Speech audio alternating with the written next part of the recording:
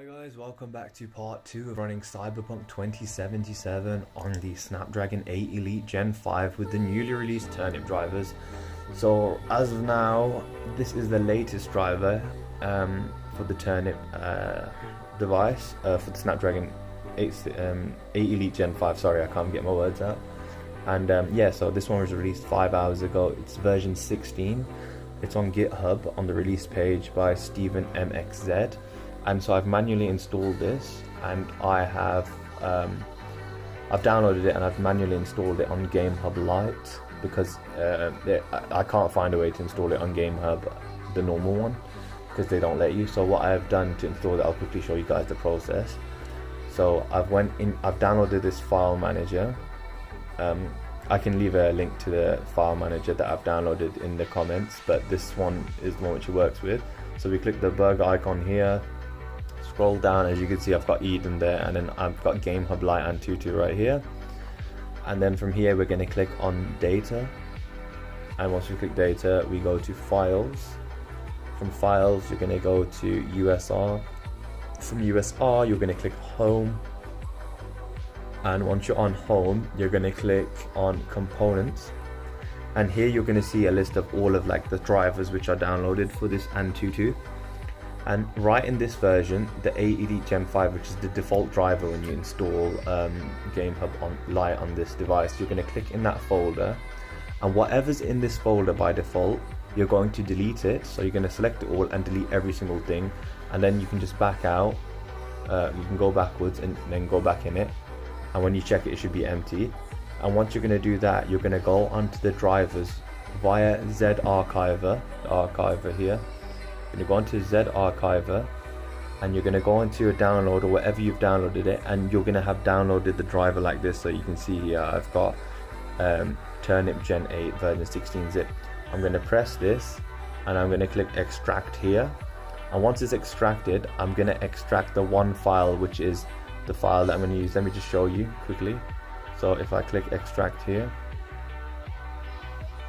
you go. So this is the file you're going to want to move into the place which I showed you on Gamehub Lite, the Vulkan AD08XX file.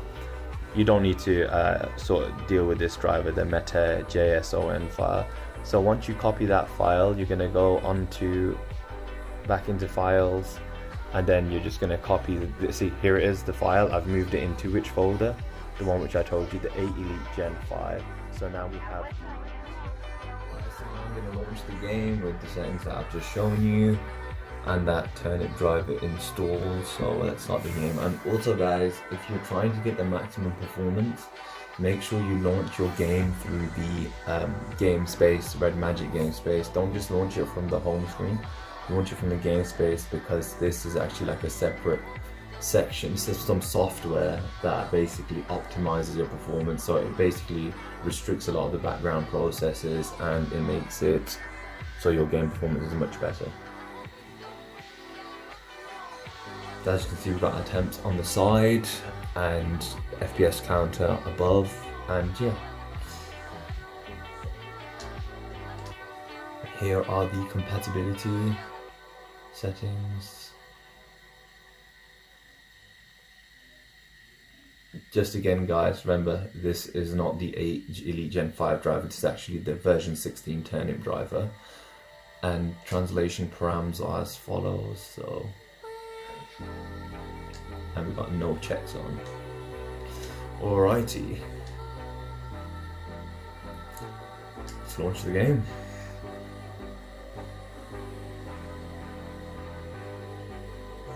Just to double check, we do have bypass charging on. Sometimes I just forget to put it on, and yeah, it's on. Charge separation even. I'm used to saying bypass charging because on my ROG Phone 3 it was called bypass charging, so yeah.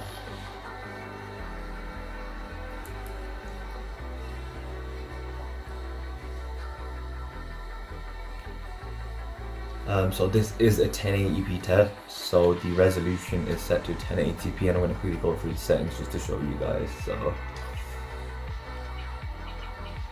here we are in video, windowed borderless 1080p, 1920 by 1080. The graphics, I'm going to set that to Steam Deck settings and just leave it as default. Steam Deck settings default, and we're going to mess around with FSR resolution presets after. So yeah, let's go.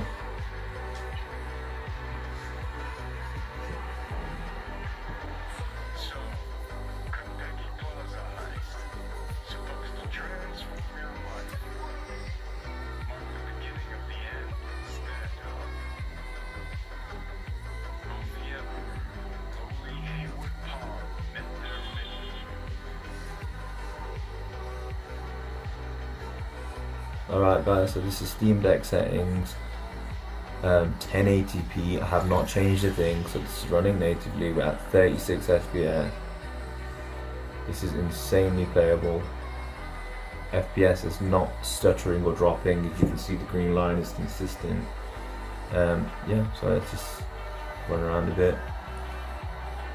So I did see someone in the comment section request that I drive a car, because apparently driving cars is going to be very difficult, so I'm going to do that now.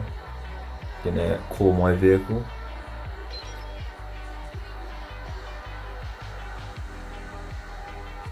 It decides to come. Status, light throttling. So we have light throttling now guys, according to the thermal status, moderate throttling. Oh, there you go, it's gone to moderate now.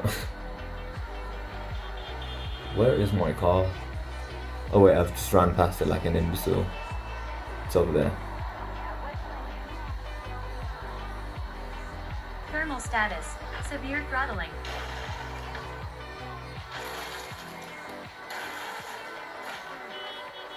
So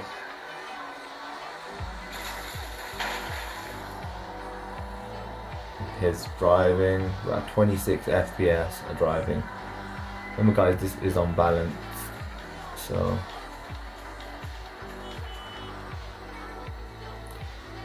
alright, now I'm gonna switch the graphic settings to performance, 1080p performance, leave everything else as is, and yeah, see which FPS we get now.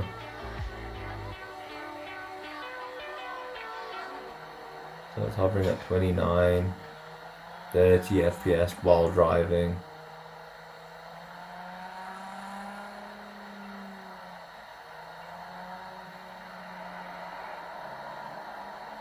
So let's go down this ramp. 29 FPS, 30, or we've hit 30 again.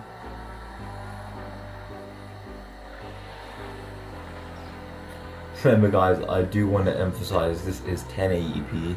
Steam Deck resolution is not 1080p at all, it's like 800p if I'm correct. So the closest thing you can get is a 720p resolution on Gamehub, and on that you're easily hitting 40 to 50 FPS, as you've seen in my previous videos.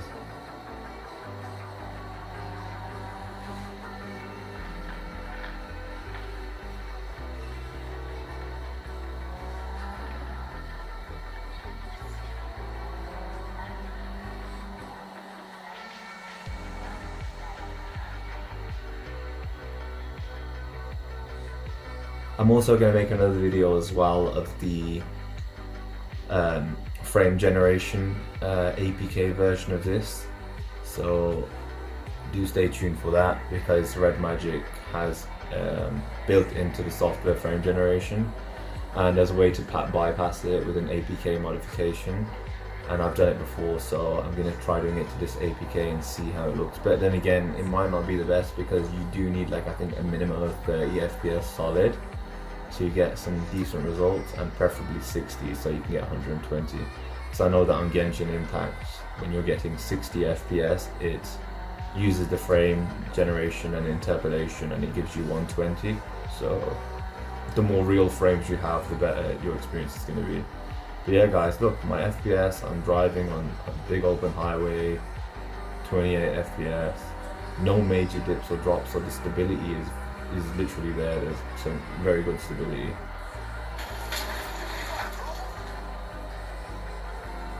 (29 FPS), we're hitting 30 now, and it feels like feels like I'm playing on like a laptop. Because I remember I tried downloading this game ages ago on my HP Envy laptop, and this is running better than my laptop. My laptop couldn't run it at all. So if I had it on like the super low resolution and removed everything, I'd be getting like 22 FPS. But yeah, this is much better, more smoother experience. I just hope they fix these graphical glitches because they still haven't been fixed. So guys, I did end the test on that 1080p Cyberpunk playthrough. As you could see, my device was heating up and I wanted to protect my device as I do not have an external cooler. This was just experimental at 1080p. I wouldn't recommend playing at 1080p unless you have a phone cooler. And when you have a phone cooler, make sure you do stick it on this part of the device up here, because this is obviously where the chipset is. And yeah, so all in all, I think that with further optimization, we're definitely going to get well over 30 FPS, and you could see the stability with these drivers. It was incredible. Hardly any dips, no sharp dips or no nothing. It's very consistent. I think the lowest I saw it go to was maybe 23 FPS or something like that. But yeah, it's a great phone, great design, and it has a lot of potential, honestly. So I can't wait to see what future Turnip Drive updates have. So please guys, please subscribe, ping that notification bell, and when I upload, you will be the first to see the awesome results of the Redmagic 11 Pro.